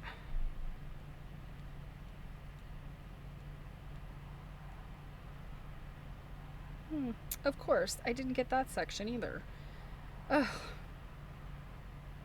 How frustrating. Oh, no, my bad. My bad. So this is French printer Devore, D-E-V-O-R-E. And the E has the little over the top of it. So Devore or Devore shawl, 1930s. So what this is a destructive technique, removing unwanted areas of silk pile.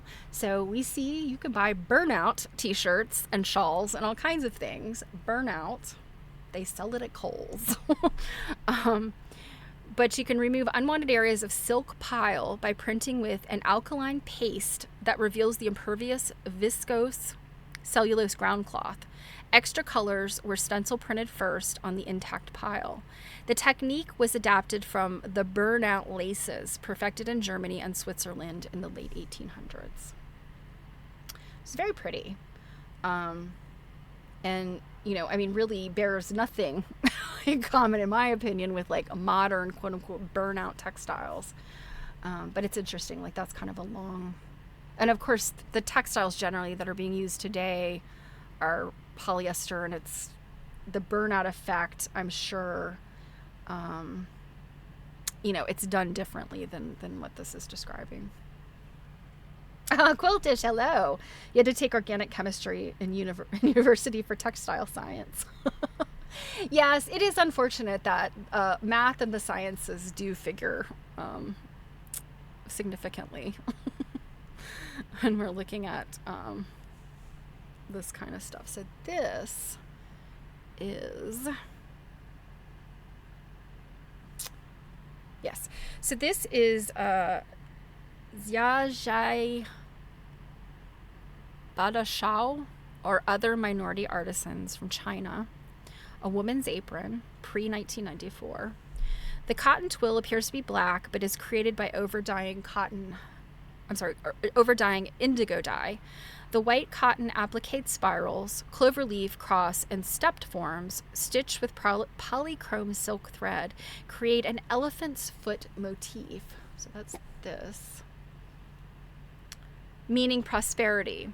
The example was collected in Badaoshaoyi, Hubei County, Yunnan Province, China. So a lot of these ethnographic textiles were not particularly old. Some of them were, 19th century, but for most of them were fairly new. So this, let's see if I can find this one.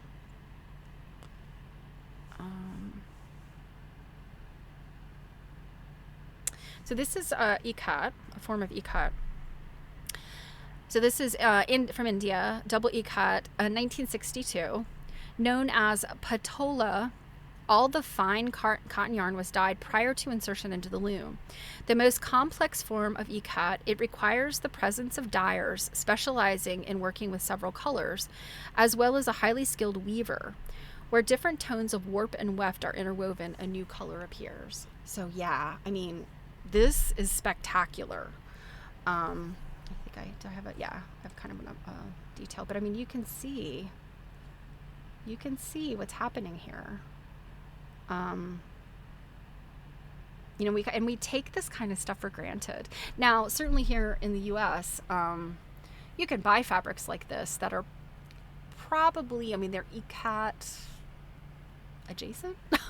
They're either digitally printed, which when I find those, I'm disappointed. I love the fact that you can digitally print. I also hate it. I don't want digitally printed fabric for clothing. If I was gonna, make a blouse or something, I would want this.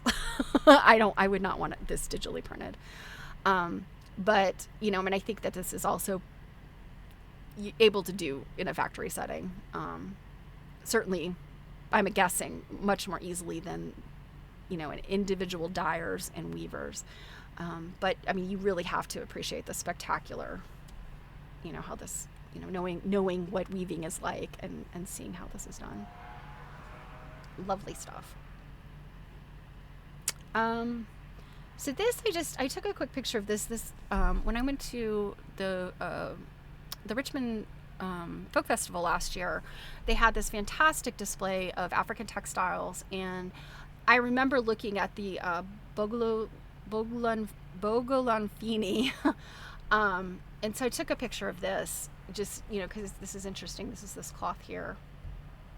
And it says the Bogolanfini is worn by hunters, serving as camouflage, as ritual protection, and as a badge of status, as well as by women entering adulthood and after childbirth. Originally, its production involved men weaving the cotton cloth on narrow looms and the women dyeing it. And I think, this goes back quite a while when I did that, I presented that stuff, but I think that if I remember correctly, it was very, some of the African textile production was very segregated in terms of men and women. Men were responsible for this part of the process, women were responsible for that part. And so that's, I think, I'm remembering this, that, you have weavers and you have dyers, and, they're different. So it says this requires an intuitive understanding of dye chemistry, soaking with a solution of pounded leaves and bark, drying in the sun until reddish or golden brown, then painting with a fermented iron-rich muddy clay combined with a yellow colorant to create the near black dye. Isn't that fascinating? How those combinations then create this dark color. The golden unpainted parts of the cloth are then bleached, rendering them white. So fascinating. And I mean, like, this is the kind of thing that could not be made anywhere but there, you know, because they have the raw materials right there in their geography. I mean, certainly you could export that stuff, but you know, there's not many places in the world that have that exact combination of natural resources.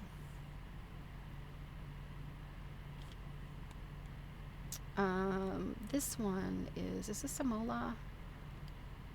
Let me see.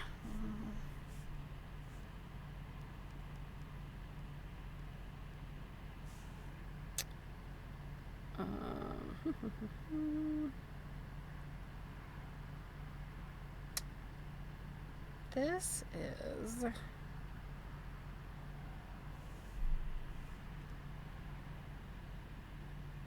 no.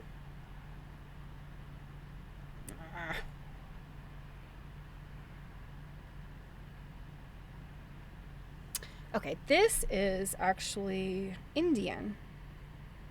It says Shipibo Konibo, Indian embroiderer, tubular skirt, 1968. So this is South America. Hopefully I've got the right one. From Pucallpa, Peru, featuring applique strips of white and blue cotton, blue rickrack and orange chain and straight stitch. Yeah. Such designs by the indigenous people of the Ucayali River east of the Andes are maps of the rivers in Amazonia of the spiritual world, or symbolic of the movement of anacondas. So this could be snakes. This could be maps of rivers. This could be spiritual. But very interesting. So yeah, you've got these are ribbons. I see. Yeah, and rickrack. Okay, I see it now. And then the orange is like a dense chain stitch. Very interesting. This is Hmong, I think. Oh.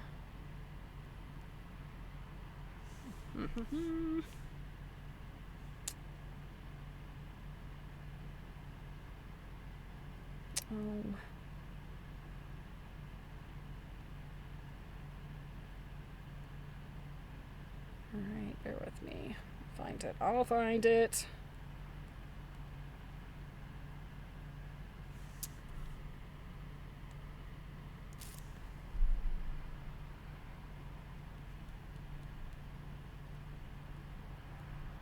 This was a really big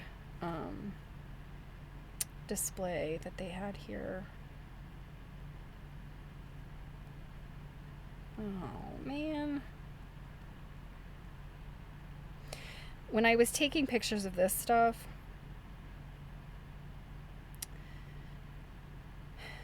I was upstairs with these other people, and they kept giving me the side eye. So I was kind of like, ugh. This is definitely some Hmong needlework. The Hmong are also known as the Hill people. They are a minority group that I think they faced genocide. They had to flee China. I can't remember what part of China. But they do this beautiful, like, reverse applique with cross stitch in it. And so this is like a coat. So just lovely. This. All right. You look at this and you're like, oh, it's a lot of plaid patchwork. Not so. Now let me find the little blip about this, because this one blew my mind.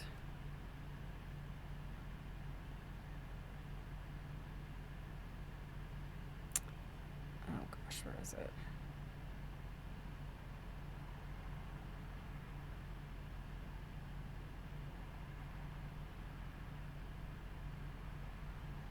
Okay, so this is by a Swiss manufacturer, and they call this complex cotton gingham, circa 1955. It is complex indeed. I wouldn't call it gingham. I mean, it's plaid. I mean, this is our term for it, I guess. Gingham has been used globally for centuries, from Massa tribe herdsmen in Africa and Indian workmen to Cambodian baby hammock makers and American authentic garment makers. This complex supplementary weft example was woven on a swivel loom, also used to make multiple ribbons simultaneously. This is not patchwork. This is all one woven piece. I stood in front of this thing for a really long time. I was like, what? And when you zoom in, you can kind of see. Now, the transitions between the blocks, you'd have to imagine, like the red, like this red, that's got to slip down back behind here because there's no red in this block here. So there's some kind of double weaving kind of stuff going on here. My guess is the back of the fabric would tell us more, or this is some sort of like, if you've ever worked with double gauze, you know that it's like these kind of lofty double layer. That's all I can think. But I mean, just looking at this, I kept examining it, and later on I looked at my pictures too. I mean, you can see this blue continues up in here, but because of the yellow, it's turning it kind of this greenish. And then it's going through like black stripes, so it's creating this like navy blue. It just blew my mind. Is when I first saw it, I was like, oh, this must be like one of those, you know, Vivienne Westwood, Malcolm McClintock sort of punk rock, you know, example of the use of plaid, and that is not what it was at all. So I thought this was like, I don't love the look of it. Like, I would not have a pair of pants out of this. It'd be super crazy and tacky. But the technique, the craftsmanship that went into making this, like, wow. I mean, I hope you share my amazement. Yeah, and it's the kind of thing that I was like, oh, why couldn't they have a piece of it out that you could like look at and feel? So, abstract ideas. Textile patterns show early evidence of symbolic and abstract thought. We humans have invented a wide variety of things, some physical, some mental. Thus, tools such as paper, pencils, calculators, and computers are physical artifacts that aid cognition. Reading, arithmetic, logic, and language are mental artifacts that include procedures and routines for remembering or performing tasks. That came from Don Norman, Things That Make Us Smart, 1993. Everything mentioned in the above quotation, except pencils, is associated with textiles. All textiles are imagined before being made, linking, twisting, looping, coiling, interweaving, and knitting together not just patterns, forms, and materials, but histories, identities, and ideas. Related and now widely known is the European concept of the kindergarten, created in 1840 by Friedrich Froebel, a German reformer and educator, and quickly picked up by who? Our dear friend, the Lady of Godey's, Sarah Josepha Hale. Its focus on play with shapes encourages spatial reasoning, and beyond that, algebraic calculations and more. Montessori schools incorporate a similar idea more freely applied. Mathematics is pattern. Mary Chaucer, 2024. So this was a recent quote. This is a very cool woven piece. Let me find the details about this.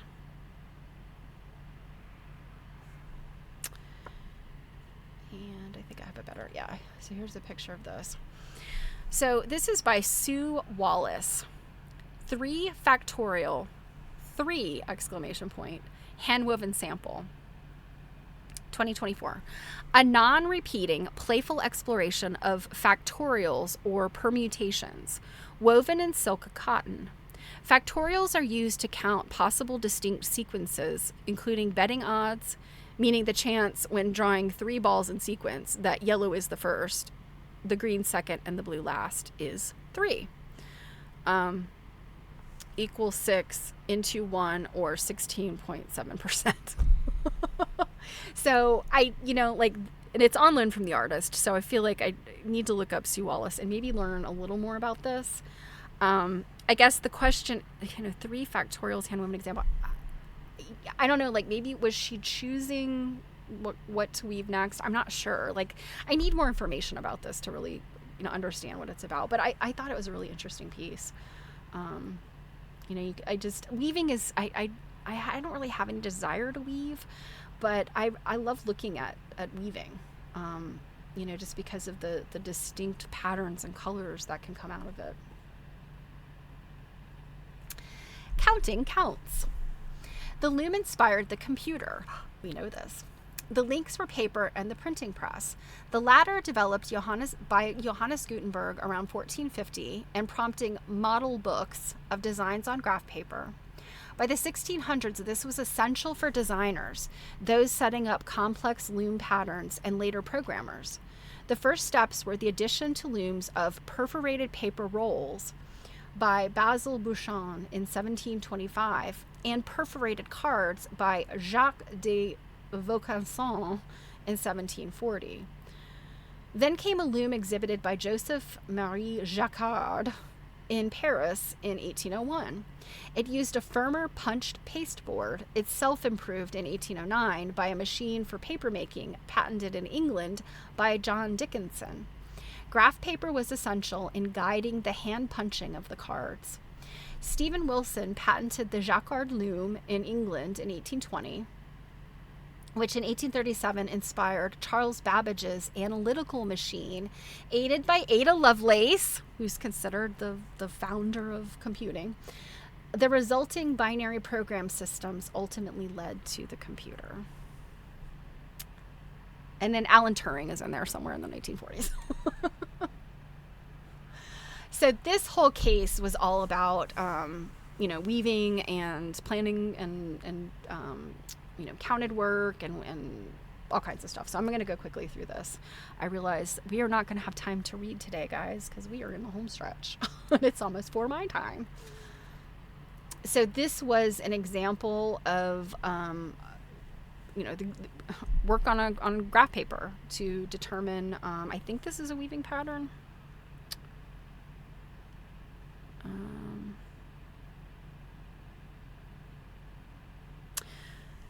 Oh no, I'm sorry. This is actually embroidery. From a Form 5 school notebook created at the age of 15 and derived from studies of gold and black work. So the person that created this was Margaret Agar, 1948. These graphs are for counted thread work. Agar became a professional embroiderer, producing badges, banners, and more. She later took charge of David Evans and Company's Liberty Scarf Finishing, circa 1990. So here we have, look, it's a 1976 bicentennial panel, no doubt made of nylon or something gross. I, of course, had to take a picture of this. I mean, so funny that they had this. Let's see if they... I know that there's a description of this.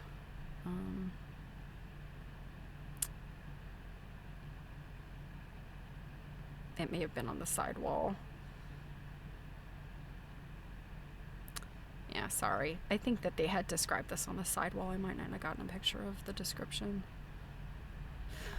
But anyway, you get the point. So this is cool. This was the charted patterns for this scarf. This, I guess it's a leopard.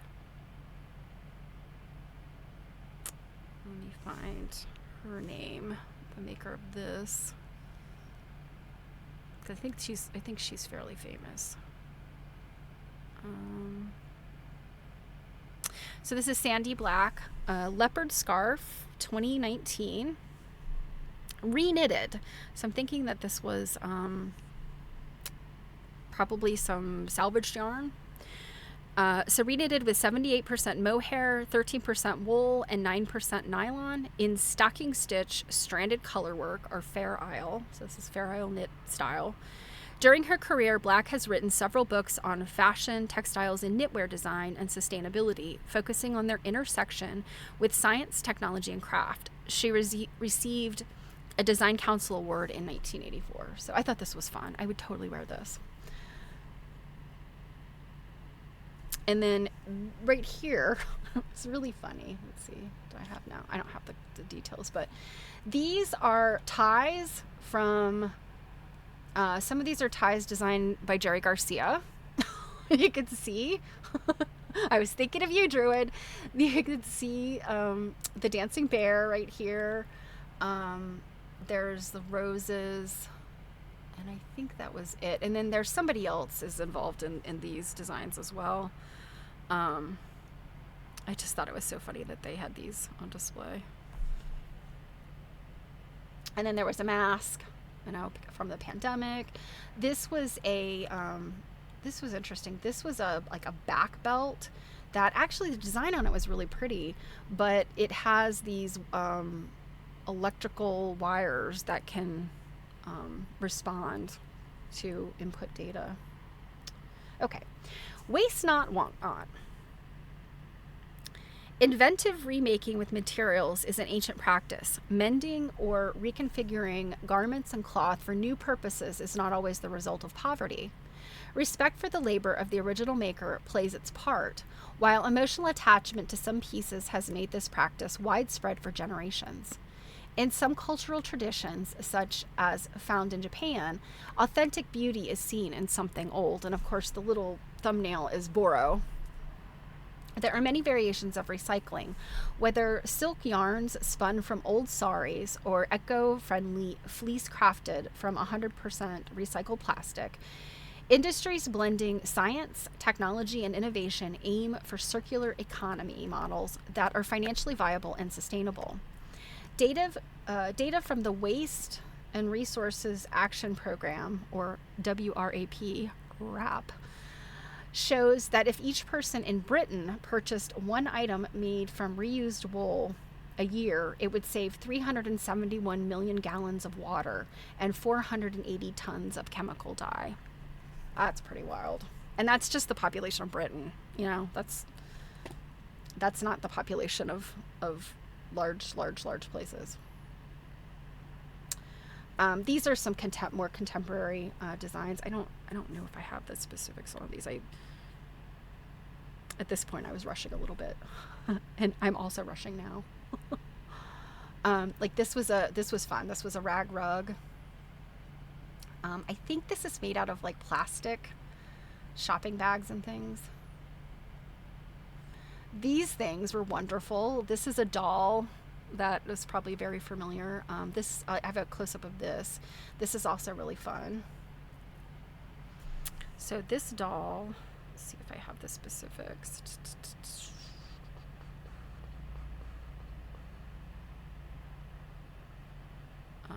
Actually, you know what? I do have the info on these other two, so hold on a minute. Let's go back.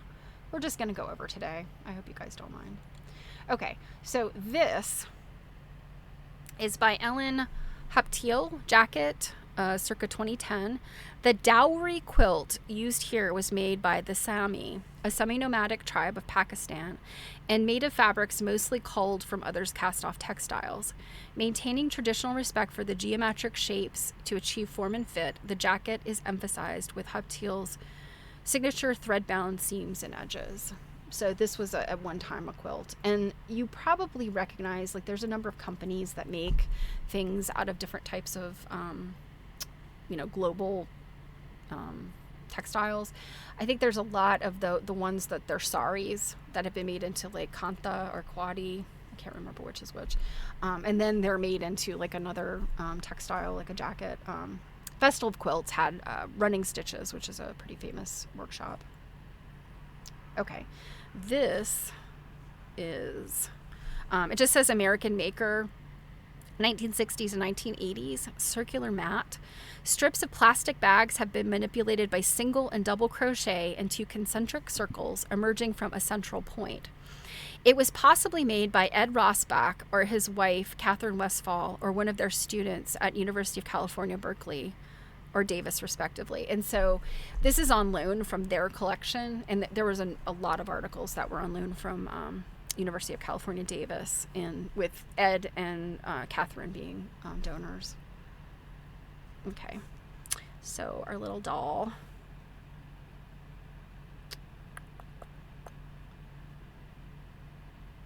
So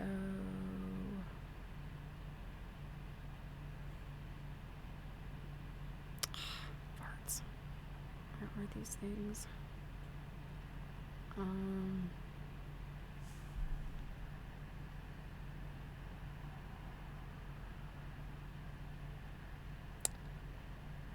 Do they not have? I know there is a description of this. No, I'm not finding it. Where the heck is it? Ah, here we go. American Family. Recycled doll, circa 1900. Called Jenny, this doll with a porcelain head and painted features was redressed in old family clothing. Her fake fur coat may well be Astrakhan, made from silk and wool, and from 1869 in New York, available from the largest French fur company, Revlon Frères. Revlon Brothers, founded in Paris, 1723. So that's interesting. I feel like I'd have to learn more about this fabric. I mean, it looks like just kind of like a silk velvet, but that's interesting if it's silk and wool. Very interesting. I thought she was cute. We're familiar with these dolls. There's a whole history of these dolls. This I loved. I've seen this type of thing before. This is by Carol Sisson, tape measure vessel, circa 1998. Coiled recycled cotton tape measures are secured with polymers and thread, topped with a vintage Bakelite lid. The artist focuses on familiar objects to build forms and structures that suggest collectibles. Here, a small ceramic vessel. And then this, I loved this because oh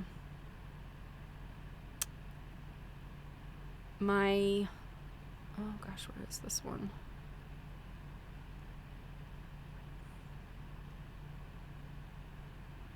All right, bear with me.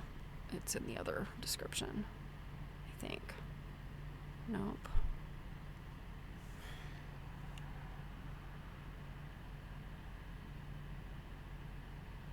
Here we go.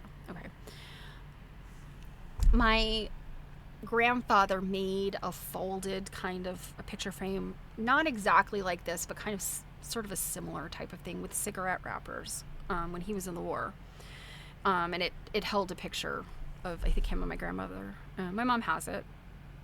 But this is kind of a similar thing. So this is Roseanne Hawksley photograph frame circa 1939. Photograph of artist Roseanne Hawksley and her mother within a frame composed from packets of wild woodbine, W.D. and H.O. Wills, Bristol and London, cut in two diagonals and platted when Hawksley was age 7.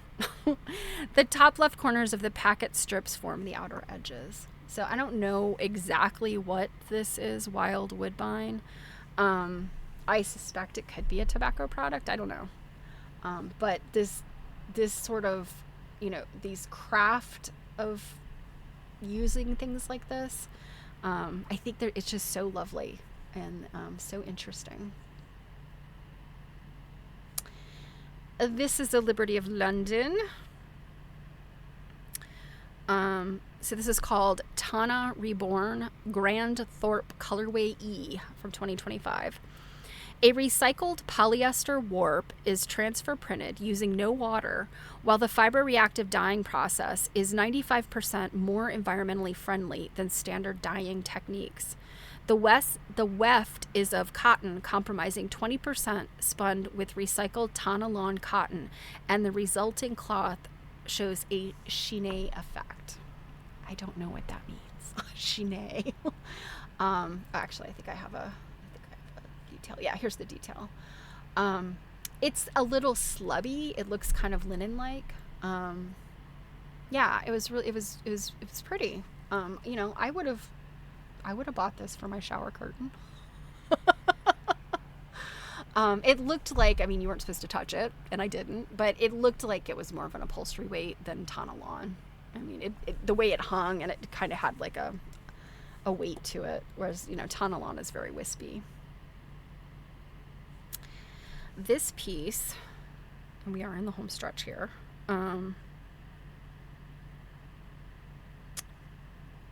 okay, bear with me, because these are all mixed up, I think. Okay. This is by Dr. Francis Geeson, and it's called Resistance, for an exhibition in Matsushima, Japan, after the devastating tsunami of 2015. Rope made from old domestic textiles represents strength and coming together. The electroplated ginkgo leaves symbolize endurance and vitality, also hinting at Geeson's research into conductive fibers, introducing Grillon nylon. So, you can see that these are like these recycled twined ropes of fabric, and then these beautiful ginkgo leaves are in here.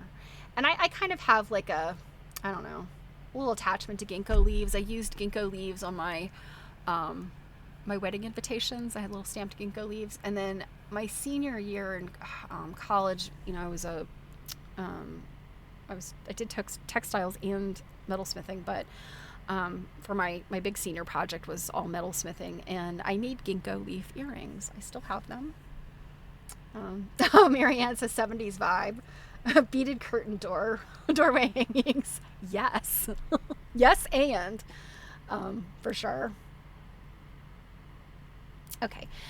Better together. Collaboration is at the heart of textile making. It requires a greater variety of skills than any other hand or machine-made article. Specialists are needed for the creation of fibers and dyes from plants and animals, and to produce man-made yarns and synthetic threads. Next are the spinners and those who make the cloths, all dependent on the wide range of equipment slowly developed over thousands of years. Then merchants, agents, decorators, and fashion houses show us the results. We associate textiles with a named designer, but equally important are chemists, physicists, engineers, and programmers, all working together. For example, interactive fabrics for wearable computer applications arose in the 1990s from collaborations such as that between Philips Research and Dr. Francis Geeson, who was the piece we just looked at. Crafting is equally collaborative and supports well-being, especially through group events. Of all the arts, textiles attract the widest audience. So this piece, and I actually have the book about this. Not this piece, but the project. So this is what it looks like. And let me read to you. So this is by Jilly Newberry, Val's Brain for Stitch Your Brain, 2016. The titles, Val, her brother, had Alzheimer's for 7 years. Jilly says, we got the idea that green mossy growths were on the cognitive brain parts, so I put them in. Curated by artist and Dr. Monica Auk, the Stitch Your Brain project began in 2013 as a long-term study into hand-brain creativity connections and the effect of making on health and well-being. So this is something I'm very, very passionate about. You guys know, the idea of, not just handwork being calming and soothing and having an impact on your mental health, but also it being, rehabilitative, restorative, all that kind of thing. And there is scientific research on the fact that it helps your brain to do, handwork, whether it is something as simple as sorting colors or actually doing needlework or, other types of handcraft. This is a cool one. This is something you probably heard of. Oh poop. I think I forgot to move the... let me find it. There was a fairly significant write-up about this. So this is The Power of Red from spring 2020. So this is the heart kind kind of the heart disease campaign. So similar to, you know, the pink ribbon for breast cancer awareness, the red heart is, you know, one for women's heart health. And so this one is 2020, but the red dress has been going on for a while. So this is by Adele Zhang, Power of Red, Spring 2020. And it's a very lovely dress. It's very couture. And you can see this little thing was playing. And you could see there's a heart made out of a stethoscope that's attached up here. A tribute to the UC Davis Red Dress Collection, a campus-wide interdisciplinary project linked to the red dress, registered trademark, raising awareness of heart disease as the leading killer of women in America. Remnants from red dress projects by students Zhang has mentored over the past decade bind awareness of and commitment to this important public health issue. So this was just a really beautiful dress, and you know, the kind of thing that one could wear to an event. You know, probably take the stethoscope off, but this one. Now I posted a little blurb, or not even a blurb, but like a little close-up of this one. And I had questions about it. So this is the whole piece. It's called Binge Shopping. And this is the close-up. So this is by Lynn Setterington, 2005. This quilt looks at our ever-increasing preoccupation with consumerism and retail therapy. The cloth is made up of circular motifs known as the Suffolk Puff. Now, you know this was made in England. They call it a Suffolk Puff. We know it, of course, as a yo-yo. Created from recycled plastic carrier bags, the bags feature Setterington's own shopping and her market/retail preferences in the early 2000s. So I just thought this one was like really, really neat. I wish I could have touched it and handled it, as always. Because I'm not entirely sure how they're connected. Surely the gathering stitch has got to be done with like just needle and thread. But I was curious to know, did she also stitch them together that way? And I felt like it wasn't like really super obvious. You know, you look at the details, I guess. Yeah, I mean, it's just, I guess I can kind of see some stitches here. So it looks like she probably did. And she probably worked at it from the back. So this side of it wasn't, you know, super obvious. But, yeah, I thought this was really cool. Because, you know, from a distance, you would never guess. It's got a little bit of a sheen to it when you walk up to it. But it's not until you actually look closely that you can see it's made out of plastic bags. And that, my friends, is the end. So I went way over. Of course, sorry we didn't get to do any reading today. We will in the near future. We gotta find out what happens to Braun in the Secret of the Crazy Quilt. So I will not belabor since we have gone over. But just to remind you of a couple things this week. Tomorrow is Quilt Nerding, tomorrow night, YouTube, 7 p.m. Eastern Time. I will be doing more of Festival of Quilts, and we're going to look at probably either one or two different, I have to decide what I'm going to use for myself and what I'm going to use for Quilt Nerding. But we'll definitely be looking and wanting to Robin getting restless and wanting to read ahead. Be good now, don't read ahead. You have to be surprised with the rest of us. But yeah, so definitely join us tomorrow. We finished our book of Maine Quilts. We did our interview with the wonderful Lori Labar last week, the author of Maine Quilts. And so for a few weeks now, until we get into the next book, we're going to be just doing some just general things. And you know, general things are always museum visits and all that stuff. So we'll have a good one tomorrow night. And this coming Saturday is another Stitch and Glitch. So if you have got nothing to do this coming Saturday at 2 p.m. Eastern Time, I hope you will join us.